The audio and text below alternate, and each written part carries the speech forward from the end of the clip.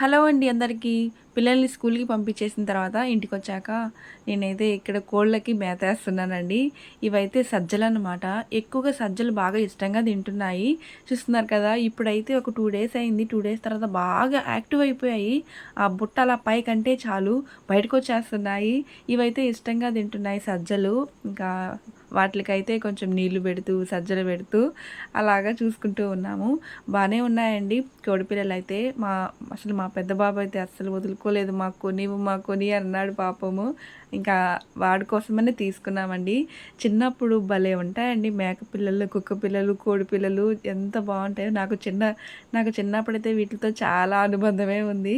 అంటే పల్లెటూరండి మాదైతే. మా చిన్నప్పుడు మా అమ్మ వాళ్ళది ఎక్కువగా అంటే నేను అక్కడే పెరిగాను. మా జామ చెట్టు చూడండి ఎక్కడో పండ్లు కాస్తున్నాయి. అవేందో గానీ చిలకలు అవన్నీ కొట్టేస్తున్నాయి కాబట్టి కింద పడిపోతున్నాయి. చూసారా ఎంత పెద్ద పండో సగం వరకు తినేసిందనమాట. చిలకలో సంథింగ్ ఏదో పిచ్చుకలు ఏదో ఒకటనమాట. కిందంతా కూడా రాలిపోయున్నాయి పండ్లంతా. అవేందంటే మొత్తం సగం సగమే ఉన్నాయి డొప్పాలు డొప్పాలుగా. చూస్తున్నారు కదా! ఎన్ని పండ్లున్నాయంటే కింద. అది చూడండి అలాగ మొత్తం పడిపోయున్నాయి. నేనైతే కొన్ని ఎట్లా కూడా ఒక 3 కోసానండి. ఇలా అయితే 3 జామ పండ్లు లోపలికి తీసుకెళ్ళాను. ఓకే అండి. వీడియో నచ్చితే లైక్ చేయండి. Bye friends.